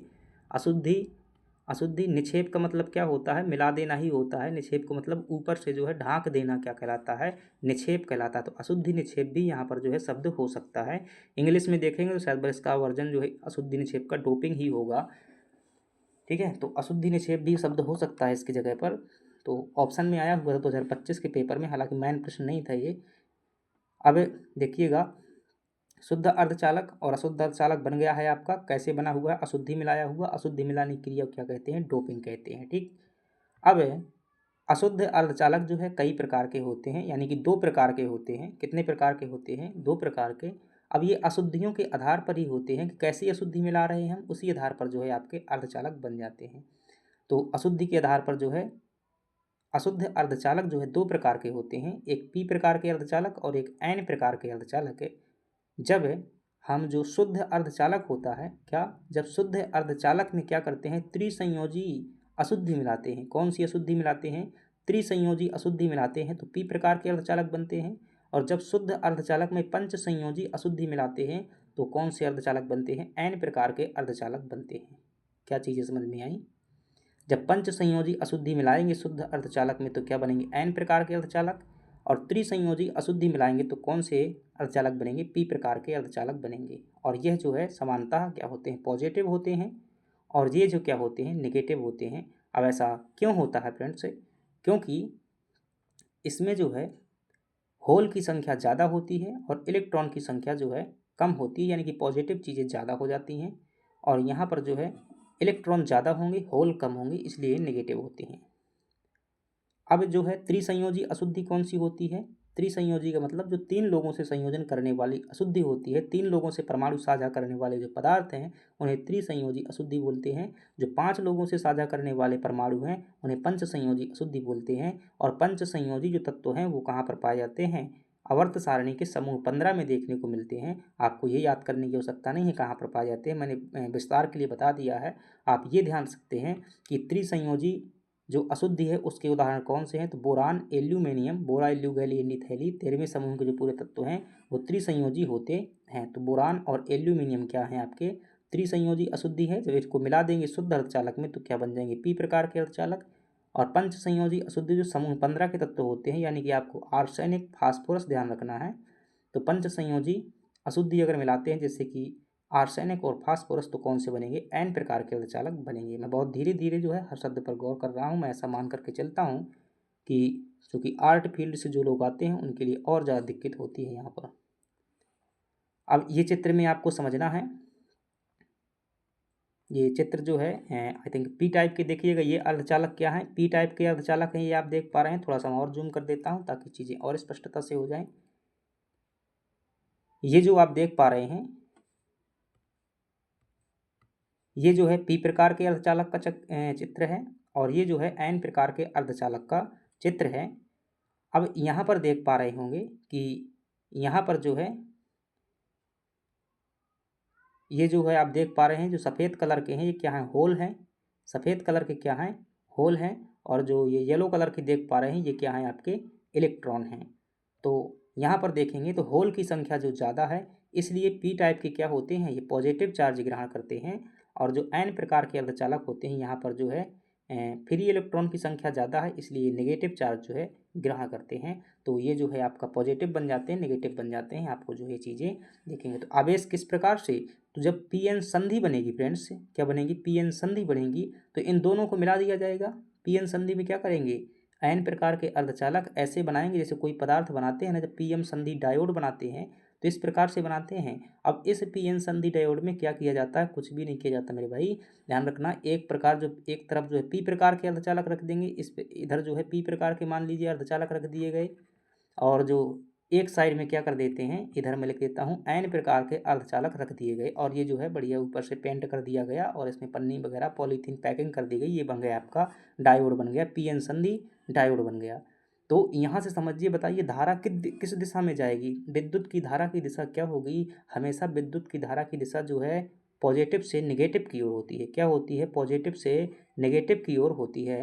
तो धारा जो है इस प्रकार से जाएगी। अगर जो हम यहाँ से बैटरी से करंट देते हैं, प्लस और नेगेटिव से इस प्रकार से करंट देते हैं, इस प्रकार से, तो अगर इस प्रकार से करंट देते हैं तो इसमें धारा आराम से इस परिपथ में बहेगी। ठीक है। अगर इसी जो है डायोड को उल्टी दिशा में रख देते हैं, उल्टी दिशा में रख देते हैं, यानी कि ये जो नेगेटिव वाला चार्ज है, यानी कि एन प्रकार का जो अर्धचालक है इस साइड में आ जाएगा तो उल्टा हो जाएगा। अभी चूँकि आगे और अच्छे से समझते हैं, यहाँ कहीं टॉपिक नहीं है। तो यहाँ पर आपको चीज़ें समझ में आ गई कि जो पी एन संधि डायोड होता है, ये पी प्रकार का जो अर्धचालक है वो क्या होगा, पॉजिटिव होगा। आप ऐसे भी ध्यान रख सकते हैं, पी मतलब पॉजिटिव, एन मतलब नेगेटिव, लेकिन कॉन्सेप्ट भी आप समझिएगा। पॉजिटिव क्यों होता है, क्योंकि इसमें होल की संख्या ज़्यादा होती है, ये सभी होल देख पा रहे हैं, और एक ही इसमें क्या है, मुक्त इलेक्ट्रॉन है। और नेगेटिव ये क्यों होता है, एन प्रकार का अर्धचालक, क्योंकि यहाँ पर इलेक्ट्रॉन की संख्या बहुत ज़्यादा है, इसलिए नेगेटिव होता है। और जो है धारा हमेशा, जो विद्युत धारा कैसे चलती है, पॉजिटिव से नेगेटिव की ओर चलती है। ध्यान रखिएगा, पॉजिटिव का मतलब क्या है, ज़्यादा, और नेगेटिव का मतलब क्या है, कम या ऋणी। तो हमेशा जो है ज़्यादा से कम की ओर सब कुछ होता भाई, चाहे दाब हो चाहे ताप हो, सब कुछ जो है ज़्यादा से कम की ओर जाएगा। तो ये चीज़ें हो गई। और इधर आप देख पा रहे हैं ये जो है, ये कैसे अशुद्धि मिलाते हैं, तो ये वाली प्रक्रिया देखिएगा। तो बोरा एल्यू गैली इंडी थैली, जो एंटीमनी है, ये किसका सूत्र है, एस बी जो है एंटीमनी का सूत्र है। और ये सिलिकॉन में देखिएगा, ये चतुर्संयोजी सिलिकॉन है, और इसमें हमने एंटीमनी की जो क्या है अशुद्धि मिला दी हुई है।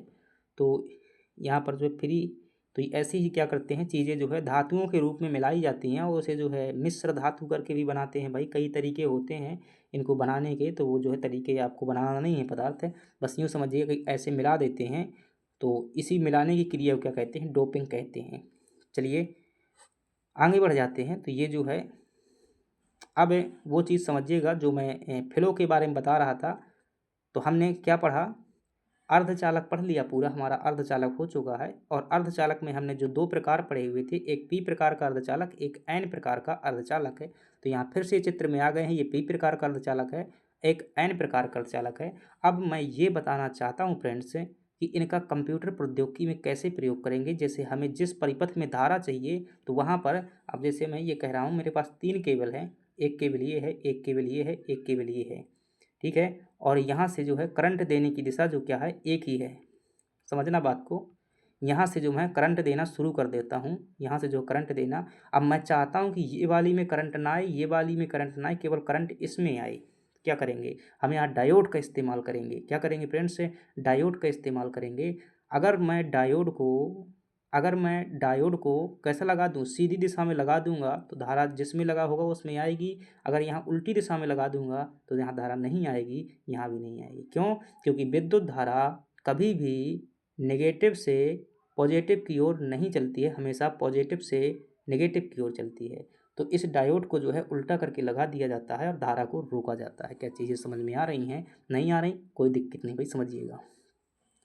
तो पी प्रकार के अर्धचालक, एन प्रकार के अर्धचालक, धारा का प्रवाह कैसे होगा, इस प्रकार से होगा, पी प्रकार से एन प्रकार की ओर होगा। अब देखिएगा, मैं बायसिंग की क्रिया समझा रहा हूँ कि धारा का जो प्रवाह होता है डायोड में, क्या होता है, जो धारा का प्रवाह होता है परिपथ में, उसे क्या कहते हैं, बायसिंग कहते हैं। क्या बोलते हैं, बायसिंग कहते हैं। और ये बायसिंग दो प्रकार की होती है। एक होती है, मतलब यूँ बोलिएगा, मतलब सीधी सी बायसिंग, सीधी दिशा में, और एक होती है उल्टी दिशा में। क्या होती है, उल्टी दिशा में। तो जो बायसिंग सीधी दिशा में होगी उसमें धारा बहेगी, जो उल्टी दिशा में होगी उसमें धारा नहीं बहेगी। तो ये देखिएगा, आप ये चित्र देख पा रहे हैं, ये डायोड है, ये कुछ और नहीं है भाई, यही है जो ब्लैक कलर वाला भाग देख पा रहे हैं, ये क्या है आपका, ये पी टाइप के अर्धचालक है। जो ब्लैक कलर वाला भाग है पी टाइप का अर्धचालक है, और जो एन प्रकार का अर्धचालक है, सफ़ेद कलर वाला भाग है, ये एन प्रकार का अर्धचालक है। और इसमें धारा कैसे बहेगी, इसमें धारा इस प्रकार से जाएगी, क्योंकि पॉजिटिव से नेगेटिव की ओर जाती है, इस प्रकार से जाएगी। यहाँ का चित्र भी दिखाया गया है इसी का, ये देखिएगा, यहाँ पॉजिटिव है, एनोड मतलब पॉजिटिव, यहाँ कैथोड मतलब नेगेटिव। आई होप चीज़ें समझ में आई होंगी। तो यही चित्र को यहाँ पर खोल करके दिखाया गया है, इसे जो है यहाँ पर बंद करके दिखाया गया है। जिस प्रकार से ये क्या है, ये क्या है, ये एक प्रकार का डायोड है फ्रेंड्स। क्या है, ये डायोड है, ठीक है। तो अब देखिएगा दोनों प्रकार ये देख लेते हैं, एक है सीधी वाली और एक उल्टी वाली जो है। इनको जो है सीधी उल्टी ये पेपर में नहीं आएगा। पेपर में क्या आएगा भाई, देखिएगा पेपर में जो है आपसे पूछा जाएगा रिवर्स वाइस्ड और फॉरवर्ड वाइसिंग। ये दो प्रकार का होता है, एक रिवर्स वाइसिंग और एक फॉरवर्ड वाइसिंग होती है। तो पहले हम क्या समझते हैं, फॉरवर्ड वाइसिंग समझते हैं। देखिएगा यहाँ पर लगी हुई है, ये क्या है, बैटरी लगी हुई है। ये क्या लगी हुई है, बैटरी लगी हुई है। और बैटरी से जो है ये पॉजिटिव चार्ज है, ये नेगेटिव चार्ज है। अब यहाँ देखिएगा जो अभी हमने यहाँ पर देखा हुआ था ना, ये वाला यही ये लगा हुआ है यहाँ पर जो है, यही लगा हुआ है। बस आपको समझाने के लिए खोल कर चीज़ें यहाँ पर स्पष्ट दिखाई जा रही हैं, ठीक है। तो यही ये यहाँ पर लगा हुआ है। ये फिर भाई कैसे पास में नहीं आ सकता, फिर आप जो है अच्छी क्वालिटी कर लीजिएगा, चीज़ें समझना है आपको। तो ये वाला सिस्टम जो है आप देख पा रहे हैं, ये जो है यहीं पर लगा हुआ है, या फिर आप चाहें तो यहीं पर जो है परिपथ बना सकते हैं, ठीक है। तो यहाँ पर भी यही लगा हुआ है। तो ये वाला पी टाइप का अर्धचालक है, ब्लैक कलर के भाग का प्रतिनिधित्व करता है। और जो एन प्रकार का है, ये जो है एन टाइप अर्धचालक है, ये सफ़ेद कलर के भाग का प्रतिनिधि है। अब इधर से देखिएगा, बैटरी से फॉरवर्ड वाइसिंग समझा रहे हैं कि बैटरी से इधर से करंट चलता है तो कैसे चलेगा, ऐसे चलेगा। क्यों, क्योंकि सीधे यहाँ पर तो बीच में क्या है, गैप है, यहाँ जा नहीं सकता। तो यहाँ से ऋण है तो ऋण की ओर जाएगा, तो कैसे जाएगा, यहाँ से होकर के जाएगा। तो इस प्रकार से करंट की दिशा होगी, इस प्रकार से। और चूंकि इसमें वो भी लगा हुआ है, ये डायोड लगा हुआ है, तो डायोड की दिशा ऐसे पहले से होती है, तो इस प्रकार से है। अब यहाँ से जो है पॉजिटिव करंट चलना शुरू कर देता है, पॉजिटिव करंट चलता है।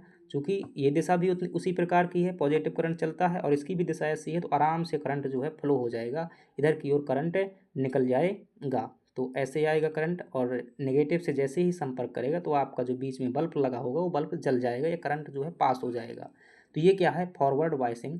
जब करंट पास हो जाता है तो उसे क्या कहते हैं, फॉरवर्ड वाइसिंग कहते हैं। करंट क्यों पास हुआ, क्योंकि जिस दिशा में बैटरी से जो करंट जा रहा था और उसी दिशा में जो है हमारा डायोड भी करंट को जाने की अनुमति देता है, क्योंकि इसकी करंट की दिशा भी ऐसी ही होती है, सेम दिशा होती है, इसलिए करंट चला जाता है। अब देखिएगा इसी को जो है उल्टे क्रम में लगा रहे हैं। कैसे लगा रहे हैं, उल्टे क्रम में जो लगा रहे हैं, यानी कि रिवर्स वाइसिंग के रूप में से लगा रहे हैं। ये वाला देखिएगा, अब इसमें देखेंगे तो ये जो है रिवर्स वाइसिंग है। अब इसमें देख पा रहे होंगे कि ये जो है ऋण चार्ज इधर आ गया है और पॉजिटिव चार्ज इधर आ गया है। तो अब देखेंगे तो ये जो है करंट कैसा चलेगा, यहाँ से चलना शुरू कर देगा। इसकी दिशा कैसी होगी, इसकी दिशा कैसी होगी, तो इसमें जब देखेंगे तो धन से ऋण की ओर, तो धन से जो है ऋण की ओर इस प्रकार से होगी दिशा। तो करंट की दिशा जो डायोड के अनुसार कैसी होगी, इस प्रकार से होगी, इस प्रकार से दिशा होगी, इस प्रकार से। अब यहाँ से दिशा चलती है, धारा प्लस से चलेगी, चलते चलते चलते चलते यहाँ पर आएगी, और इधर से जो डायोड जो है इस दिशा में जाने की अनुमति देता है और धारा इस दिशा में बह रही है। ऐसी स्थिति में धारा प्रवाह नहीं होगा, क्या, धारा प्रवाह नहीं होगा। तो आई होप चीज़ें समझ में आ गई होंगी कि जहाँ पर हमें विद्युत की आवश्यकता होती है, अगर उस दिशा में धारा ले जानी है तो हम वहाँ पर फॉरवर्ड बायस में डायोड का इस्तेमाल करते हैं, और जहाँ धारा ले जाने की आवश्यकता नहीं होती तो वहाँ रिवर्स वाइस्ट में जो है इसका डायोड का इस्तेमाल करते हैं। और डायोड का आविष्कार किसने किया हुआ था, किसने किया हुआ था, ये जो है एक प्रकार का पीएन संधि डायोड का मैंने उदाहरण बताया हुआ है। डायोड कई प्रकार के होते हैं, लगभग 12 प्रकार के डायोड पढ़ेंगे, यहाँ पर हमने पीएन संधि डायोड समझा हुआ है। तो चीज़ें जो है हमारी यहाँ पर समाप्त होती हैं। अब जो हमारी अगली क्लास होगी उसमें क्या क्या हम चीज़ें करेंगे, उसमें जो है इलेक्ट्रॉनिक उपकरण देखेंगे, इसमें डायोड देखेंगे, एम्पलीफायर प्रवर्धक देखेंगे, वैक्यूम ट्यूब देखेंगे, ट्रांजिस्टर देखेंगे, आईसी चिप देखेंगे और प्रतिरोध देखेंगे। इनको जो है बहुत अच्छे तरीके से समझेंगे, आप भूल नहीं पाएंगे। अगर आपको समझ में नहीं आया है दोबारा क्लास देखिएगा, मैंने हर शब्द को जो सरल सरल भाषा में तोड़ने का प्रयास किया है। फिर भी समझ में नहीं आता है तब आप जो है कल हमें कमेंट में बताइएगा, कमेंट कर दीजिएगा, रिकॉर्ड क्लास है। चलिए, थैंक यू। और एक बात और भाई, लाइक और सब्सक्राइब जरूर करना है, टेलीग्राम में जुड़ना है, वहाँ पर आपको PDF मिल जाएगा। और टेस्ट ज़रूर देना है ये पढ़ने के बाद में, क्योंकि मैं ही टेस्ट बनाऊंगा तो इन्हीं क्वेश्चन से बनाऊंगा।